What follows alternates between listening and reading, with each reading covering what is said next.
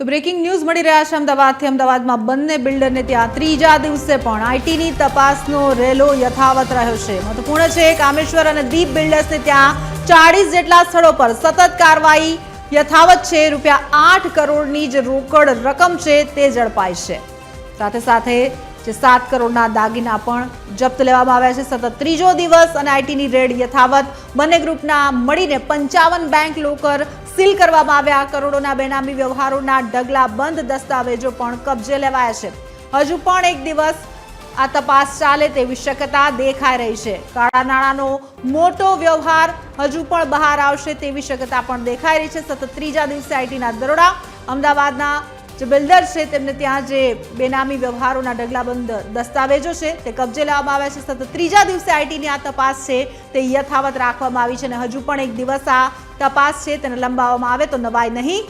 કુલ 40 જેટલા સ્થળો પર જે તપાસ કરવામાં આવી 8 કરોડની રોકડ છે તે જપ્ત લેવાઈ છે। સાથે સાથે 7 કરોડના દાગીના પણ જપ્ત લેવાયા છે અને અનેક ઢગલાબંધ દસ્તાવેજો હાથ લાગ્યા અને 55 જેટલા બેંક લોકરને સીલ કરવામાં આવ્યા છે।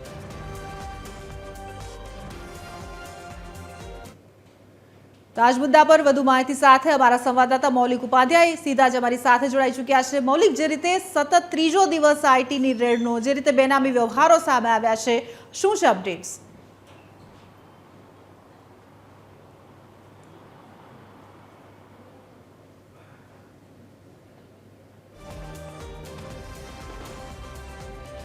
ફરી એકવાર અમારા સંવાદદાતા સાથે સંપર્ક કરવાની કોશિશ કરીશું। હાલ જે રીતે અત્યારે માહિતી સામે આવી રહી છે, બંને ગ્રુપના મળીને 55 બેંક લોકર છે તે સીલ કરવામાં આવ્યા છે। કરોડોના બેનામી વ્યવહારોના ઢગલાબંધ દસ્તાવેજો આ આઈટી રેડમાં સામે આવ્યા છે। સાથે સાથે હજુ પણ એક દિવસ આ તપાસ લંબાવવામાં આવે તો નવાઈ નહીં, કારણ કે 3 દિવસથી સતત આ કાળા નાણાંનો જે વ્યવહાર છે તે જે ઘણા સમયથી ચાલી રહ્યો હતો તેને લઈને તપાસ યથાવત છે। દરોડા પાડવામાં આવ્યા છે। એક સાથે 50 થી 55 જેટલા સ્થળો પર, ખાસ કરીને આજે કામેશ્વર અને ડીપ બિલ્ડર્સ છે તેમની જગ્યાઓ પર દરોડા પાડવામાં આવ્યા। 8 કરોડની રોકડ, 7 કરોડના દાગીના અને અનેક ઢગલાબંધ દસ્તાવેજો છે તે હાથે લાગ્યા છે। હજી પણ આગામી દિવસોમાં આ તપાસ યથાવત રહે તો નવાઈ નહીં। ફરી એકવાર અમારા સંવાદદાતા પાસે જવાની કોશિશ કરીશું। મૌલિક, જે રીતે તમામ અપડેટ્સ સામે આવ્યા છે, હજુ પણ આ તપાસ લંબાવાય તો નવાઈ નહીં, શું છે વિગતો આપની પાસે?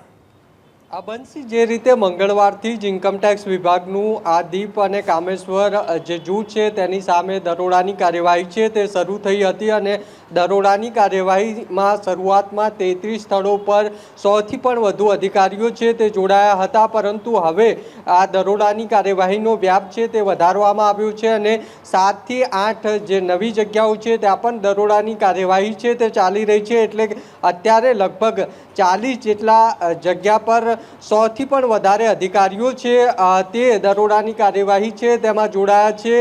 સૌથી મહત્વના અને મોટા સમાચાર એ છે કે આ દરોડાની કાર્યવાહી દરમિયાન ઇન્કમટેક્સ વિભાગને 7 કરોડ રૂપિયાની રોકડ અને 8 કરોડ રૂપિયાના જે દાગીના છે તે મળી આવ્યા છે। એટલે કે 15 કરોડ રૂપિયાના સોનાના અને ચાંદીના દાગીના તેમજ રોકડ રકમ છે તે મળી આવી છે।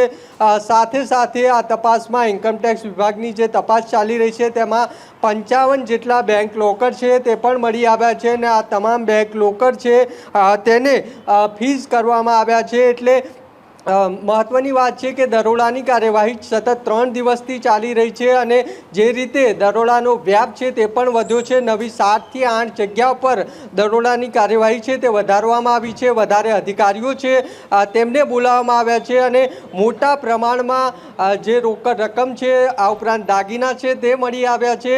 મેં કહ્યું તેમ 7 કરોડ રૂપિયાની રોકડ રકમ અને 8 કરોડ રૂપિયાના દાગીના છે તે મળી આવ્યા છે અને 55 જેટલા જે બેંક લોકર મળી આવ્યા છે તેની પણ તપાસ છે તે ચાલી રહી છે। બેંક લોકર છે તે કાળા એટલે કે બેનામી વ્યવહારોના છે કે કેમ તે ઇન્કમટેક્સ વિભાગની તપાસ બાદ જ ખ્યાલ આવશે, પરંતુ જે રીતે મંગળવારથી કાર્યવાહી શરૂ થઈ છે અને કોઈ બિલ્ડર ગ્રુપ ઉપર સતત આજે ત્રીજા દિવસે પણ કાર્યવાહી છે તે ચાલુ છે, ત્યારે હજુ પણ ઇન્કમટેક્સ વિભાગના સૂત્રો તરફથી જે માહિતી છે તે મળી છે તે પ્રમાણે શનિવાર સુધી આ કાર્યવાહી છે તે ચાલી શકે છે। એટલે કોઈ બિલ્ડર બિલ્ડર ગ્રુપ ઉપર 5-5 દિવસ સુધી કાર્યવાહી થયું હોય તે પ્રમાણેનું આ લગભગ પહેલી વાર હશે, પરંતુ જે રીતે ઇન્કમટેક્સ વિભાગની દરોડાની કાર્યવાહી છે તેમાં મોટા બેનામી વ્યવહારો છે તે પણ મળ્યા છે, ઢગલાબંધ દસ્તાવેજો છે તે ઇન્કમટેક્સ વિભાગની રેડ છે, દરોડાની કાર્યવાહી છે તે દરમિયાન મળી આવ્યા છે. જી,